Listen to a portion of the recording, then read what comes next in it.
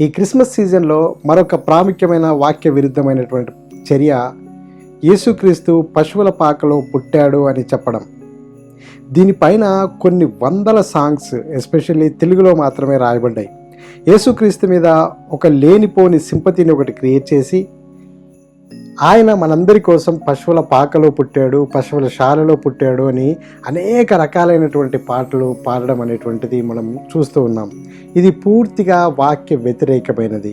కనీసము ఒక్కసారి అయినా కానీ వాక్యం చదవలేనటువంటి వాళ్ళు వీటి మీద వందల పాటలు రాసి అవి ఈరోజు యూట్యూబ్లో ఎక్కడ చూసినా ఎక్కడ మాట్లాడినా ఈ పశువుల పాక అనేటువంటి దాన్ని చూపించడం అనేటువంటిది చాలా బాధాకరమైనటువంటి విషయం. అసలు వాస్తవం ఏంటంటే లూకా సువార్త 2వ అధ్యాయంలో ఇలా రాయబడి ఉంది. తన తొలిచూలు కుమారునికని పొత్తి గుడ్డలతో చుట్టి సత్రములో వారికి స్థలము లేనందున ఆయనను పశువుల తొట్టెలో పరుండబెట్టెను. సత్రములో వారికి స్థలము లేనందున ఆయనను పశువుల తొట్టెలో పరుండబెట్టారు అని రాయబడిందే తప్ప పశువుల పాకలో పుట్టినట్టుగా ఇక్కడ లేదు. పుట్టిన తర్వాత పశువుల తొట్టెలో పరుండబెట్టారు.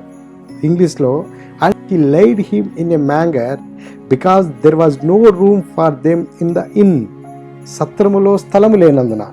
కాబట్టి దీనిని ఈరోజు ఒక హైప్ క్రియేట్ చేసి యేసుక్రీస్తు మీద ఒక సింపతి క్రియేట్ చేసి క్రిస్టమస్ అనేటువంటి స్కిట్స్లో దీన్ని ఒకదాన్ని తయారు చేసి అలాగే యేసుక్రీస్తు మీద పాటలు పాడినప్పుడు ఎంత దీనాతి దీనమో అనేటువంటి పాటలు ఎస్పెషల్లీ ఆయన గురించినటువంటి ఒక సింపతి క్రియేట్ చేసి ఇలా చెప్పడం అనేటువంటిది వాక్యానుసారం కాదు.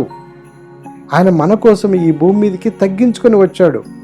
ఇంకా ఎంతగా తాను తగ్గించుకోగలడో అంతగా తగ్గించుకొని వచ్చాడు. ఈ తగ్గించుకొని వచ్చాడు అనేటువంటి దాన్ని ఉన్నది ఉన్నట్టుగా చెప్దాం. అంతేకాని పశువుల పాకలో పుట్టాడు, పశువుల శాలలో పుట్టాడు, సో ఆ చుట్టుపక్కల జంతువుల నుంచి తనకు ఒక స్మెల్ వచ్చి ఉంటుంది, ఇంకోటి ఇలా చెప్పడం అనేటువంటిది వాక్యానుసారము కాదు.